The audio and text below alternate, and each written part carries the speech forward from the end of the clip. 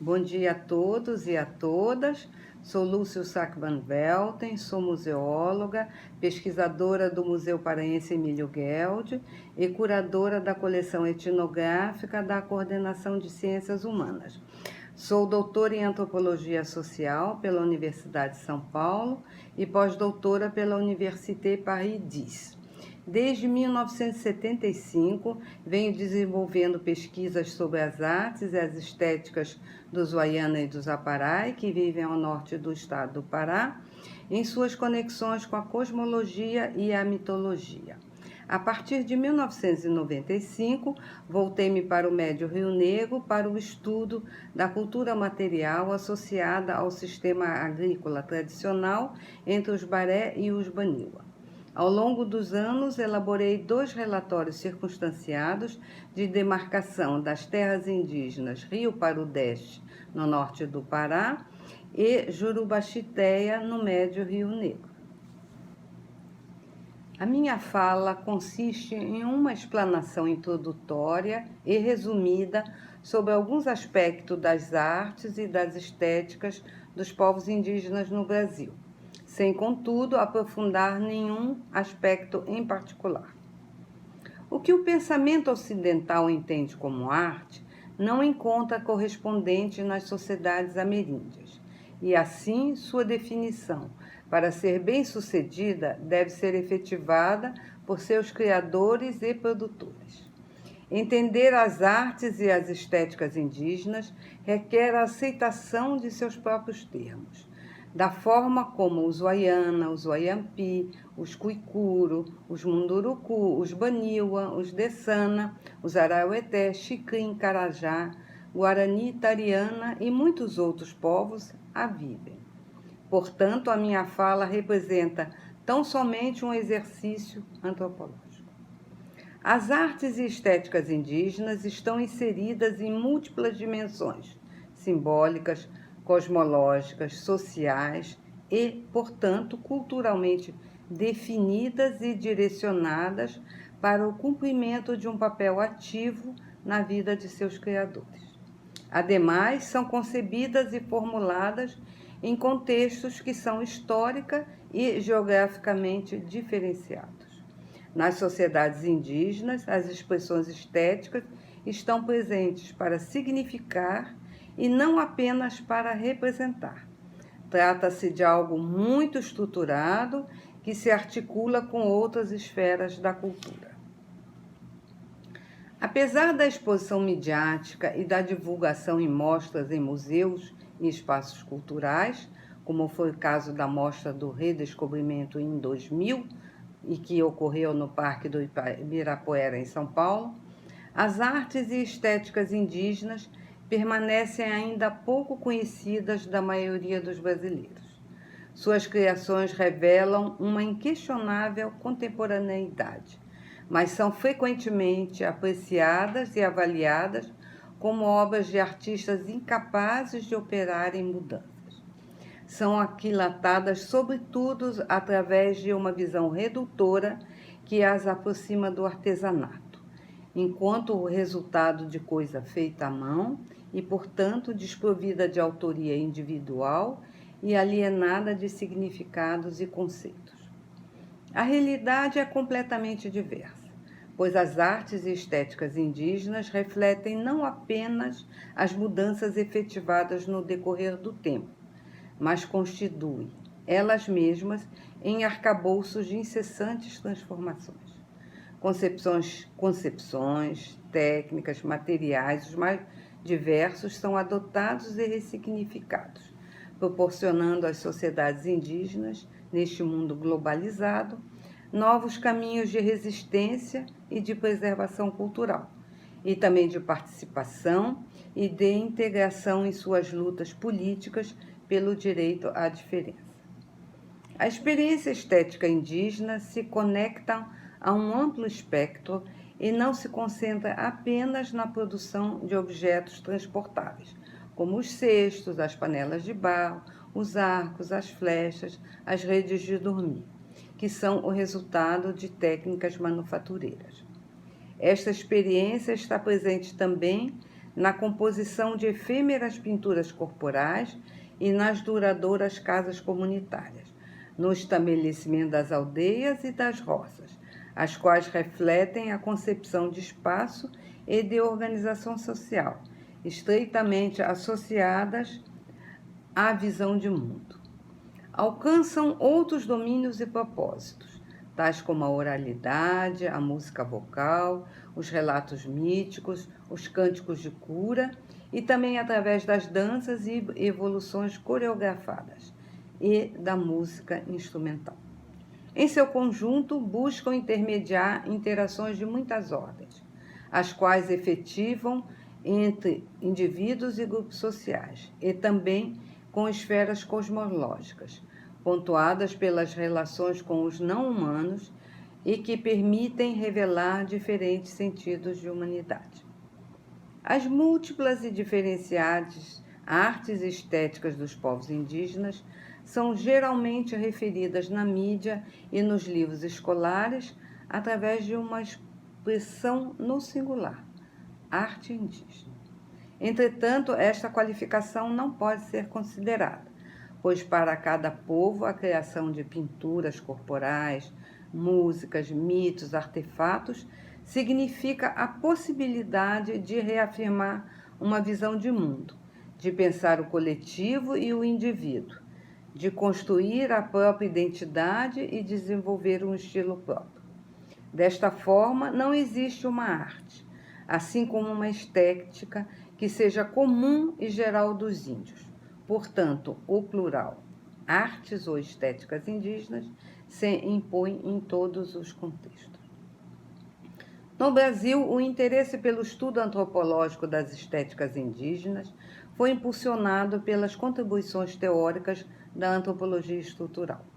Através das análises de Claude Lévi-Strauss em diferentes obras, tais como Tristes Trópicos, Pensamento Selvagem, A Via das Máscaras, foi conferida especial atenção aos elementos esteticamente valorizados dos povos sul- e norte-americanos. Esses estudos revelaram que um objeto sintetiza propriedades que dependem de aspectos espaciais, temporais e sociais, e ainda que o seu significado se completa através da integração da estrutura, da decoração e da função, as quais dialogam em ampla rede de correspondências. Estudos pioneiros das artes dos povos indígenas foram conduzidos por Darcy e Berta Ribeiro, que enfocaram a plumária dos Kaapó no Maranhão. Darcy Ribeiro dedicou-se também a uma ampla pesquisa da arte dos Cadiuel do Mato Grosso do Sul, e ao passo que Berta Ribeiro visou a análise aprofundada dos grafismos caiabi do Xingu e da arte dos povos do Alto Rio Negro, além de ter consolidado um tesauro que constitui obra de referência para a classificação da cultura material dos povos indígenas no Brasil.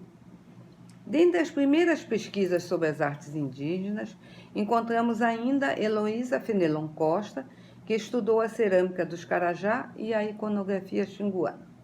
Vera Penteado Coelho se dedicou à cerâmica Uaujá. Regina Paulo Müller enfocou a pintura corporal chavante e a surini. E Lux Vidal, que analisou em profundidade a pintura dos Kayapó-Xikri.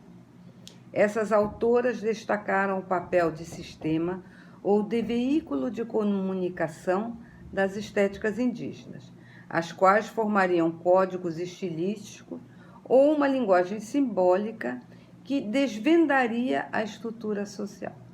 Referências que remetem a esse período são os livros Arte Índia, o terceiro volume da Suma Etnológica Brasileira, publicado em 1980 e coordenado por Berta Ribeiro, e o livro Grafismo Indígena, Estudos de Antropologia Estética, que surgiu na década seguinte, em 1992, que foi sob a coordenação de Lux Vidal. Nos últimos 20 anos, expandiu-se o interesse sobre as artes e estéticas indígenas, que foi enriquecido pelas trocas interdisciplinares, pela ampliação do diálogo da antropologia com a história da arte, com a museologia, a filosofia. Surgiram, então, teses e dissertações, e também artigos e catálogos de exposições, que vão enfatizar novas perspectivas sobre o assunto, como destacaram F. Lacroix e Lúcia Van Velten em uma resenha sobre esses estudos.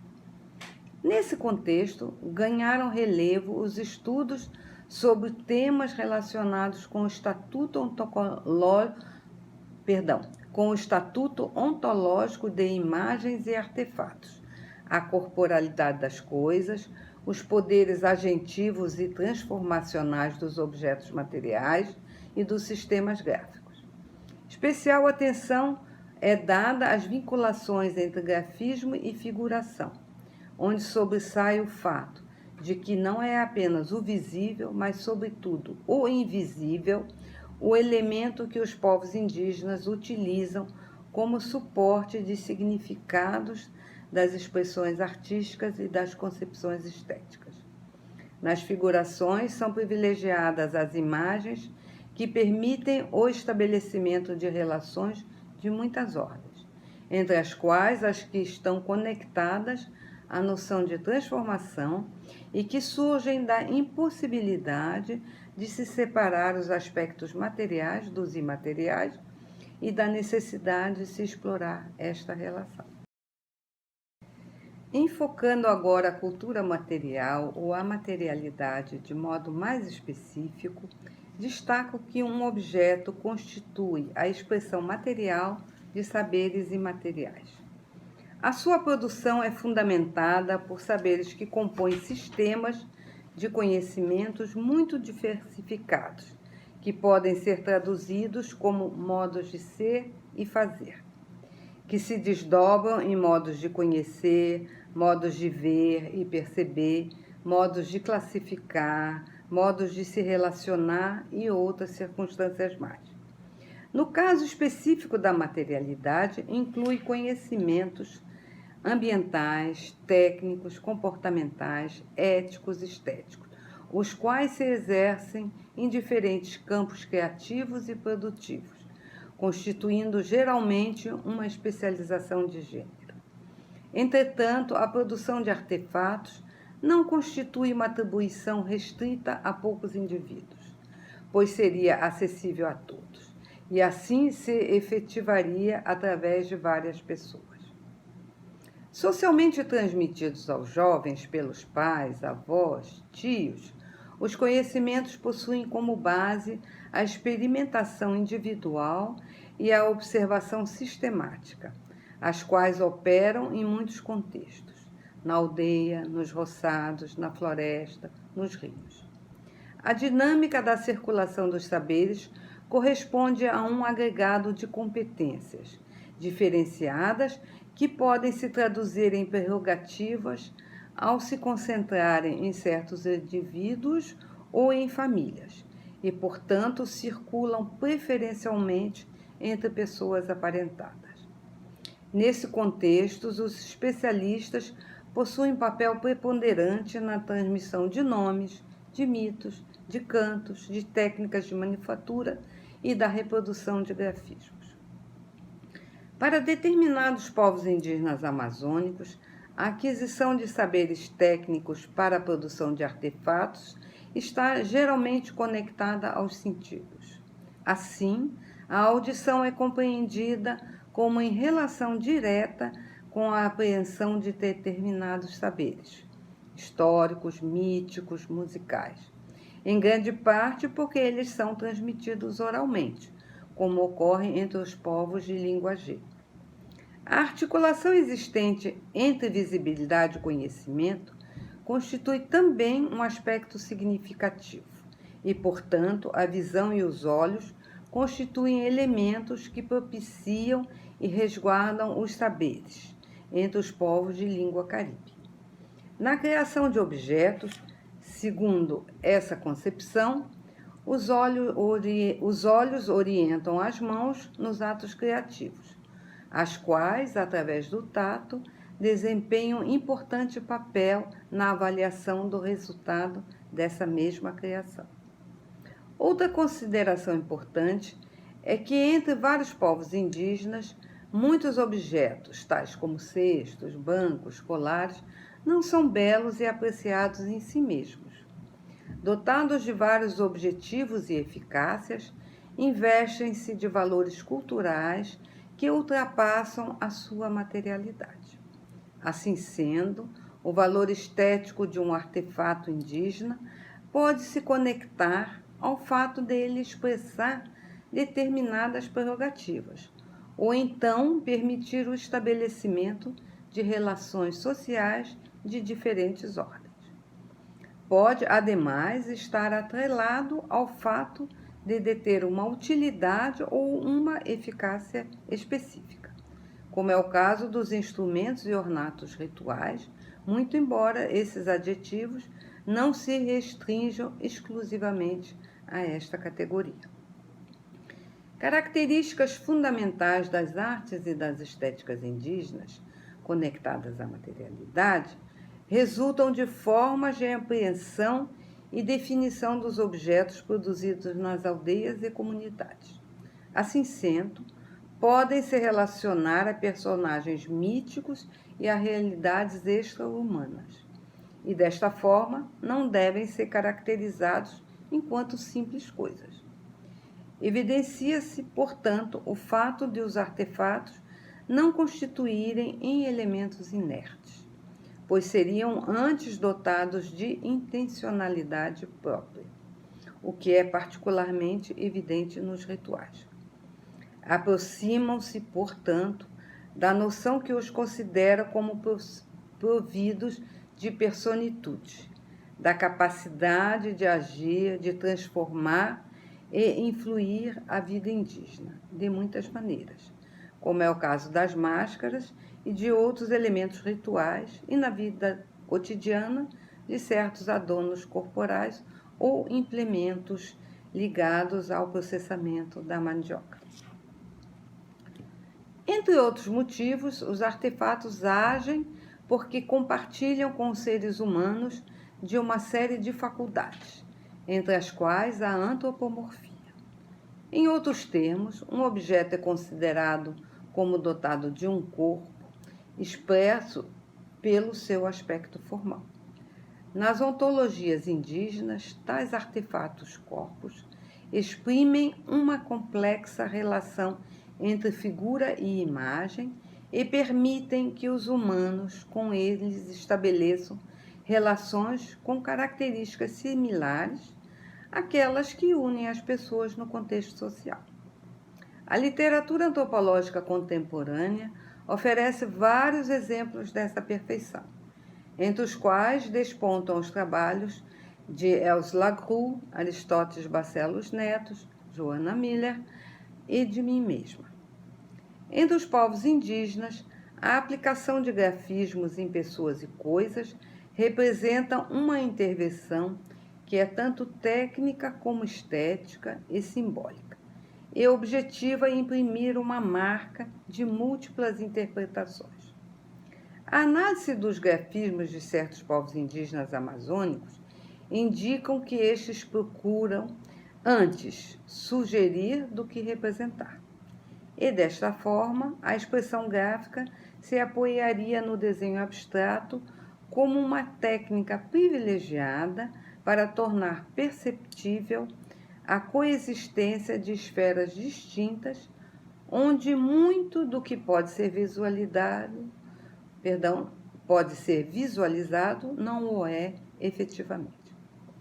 Em outros casos, a expressão formal e o significado que é atribuído a cada grafismo podem revelar múltiplas percepções que se sobrepõem e que resultam em uma interpretação complexa e plural. Como exemplo, os contornos dos grafismos do Zoiana expressam imagens múltiplas, tanto de seres visíveis como de seres invisíveis, que se associam em uma única figuração. Trata-se, neste caso, da noção de representação quimérica, elaborada por Carlo Severi, e que representa um novo instrumento de análise no campo da antropologia das imagens. Os múltiplos grafismos elaborados pelo Zoyana expressam, assim, concepções e práticas da identidade e da alteridade, estas relacionadas aos seres que não integram a vida social, como é o caso da cobra grande Tuluperê, que é a detentora dos grafismos. Assinalam, portanto, uma ligação ou uma continuidade que conecta os humanos aos não humanos, pois ambos compartilham um mesmo repertório gráfico, mas também poderia ser o compartilhamento de cantos, de música instrumental ou vocal e outros aspectos. Sua apreensão está atrelada à valorização ética e conceitual, que remete a uma ideia e a uma busca de embelezamento estético. Resta saber que estética é esta, como é definida, como é concretizada, como é apreciada.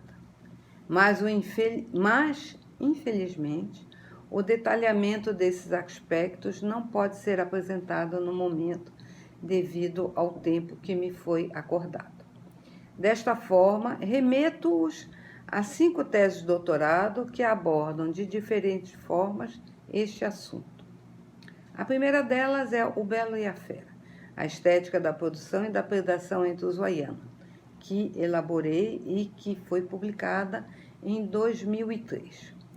A outra é A Fluidez da Forma, Arte, Agência, Alteridade em uma Sociedade Ameríndia, de Els Lagou, e datada de 2007. A terceira é A Papatai, Rituais de Máscaras no Alto Xingu, de Aristóteles Barcelos Neto, e publicada em 2008. A quarta é Onisca, Poética do Xamanismo na Amazônia, de Pedro de Niemeyer Cesarino, e publicada em 2011. A última se denomina As Coisas, os enfeites corporais e a noção de pessoa entre os Maimandê, de Joana Miller, e publicada em 2018. Creio também ser útil mencionar a resenha intitulada Artes Indígenas, Olhares Cruzados, que foi elaborada por Els Lagou e por mim mesma e publicada em 2018 na Revista Brasileira de Informação Bibliográfica da Ampox e que está disponível na internet. Muito obrigada pela atenção e aqui me despeço de Belém do Grão-Pará.